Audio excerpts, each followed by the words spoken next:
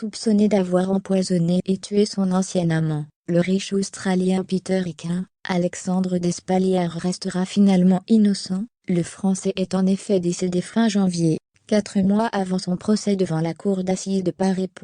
Nouveau rebondissement dans l'affaire Peter Ikin, et quel rebondissement! Mardi 15 février 2022, Le Parisien a rapporté le décès de son ex-amant Alexandre Despalières.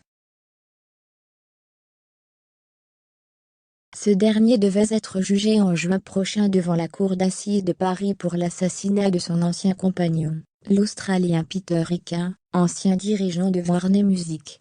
Selon nos confrères, celui qui était surnommé le Bel Alex, est mort le 26 janvier dernier à l'hôpital Bichat à Paris, où il avait été transporté par le SAMU après avoir fait un malaise. Il avait 53 ans. Son mari m'a remis un certificat de décès aujourd'hui, mardi, a indiqué son avocate Lorraine Chalaf. L'ancien compagnon du patron de la compagnie de disques en Australie, proche d'Elton John, Rod Stewart et de Madonna, était accusé d'avoir empoisonné le producteur, pour faire main basse sur sa fortune, estimée à 22 millions d'euros. Il était également poursuivi pour faux et usage de faux. Il devait comparaître devant la cour d'assises de Paris du 7 au 17 juin. Alexandre Despalières a toujours nié être impliqué dans la mort de son ex-amant.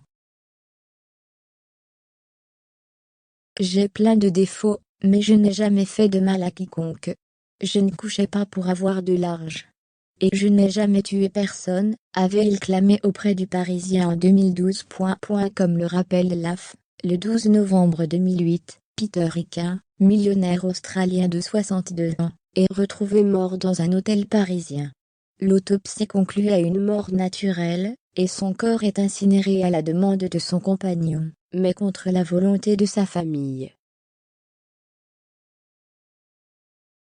Des doutes émergents et Gary Perritt, neveu et ayant droit du défunt, porte plainte en décembre 2009. Une analyse toxicologique sur des organes conservés révèle alors une dose mortelle de paracétamol dans le sang, l'équivalent de 40 cachets. La police me dit qu'il est mort d'une défaillance cardiaque.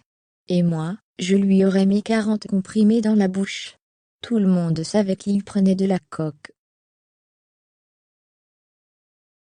Peter passait son temps à prendre des médocs, avait répondu le principal suspect, toujours auprès du Parisien. Il est certes mort innocent, mais le mal est fait. Une enquête pour assassinat avait révélé qu'Alexandre Despalières, habitué du monde de la nuit et du show business, avait renoué avec le producteur, rencontré 20 ans plus tôt aux États-Unis, quelques mois avant son décès.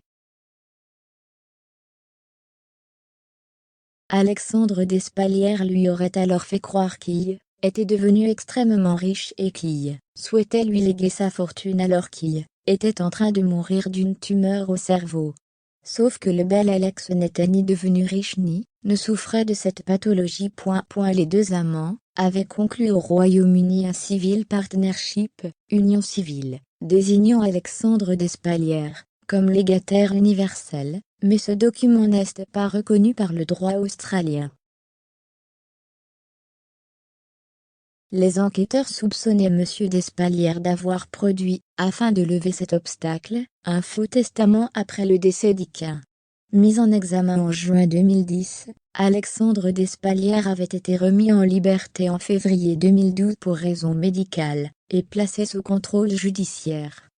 Un juge d'instruction avait décidé son renvoi aux assises en mai 2020.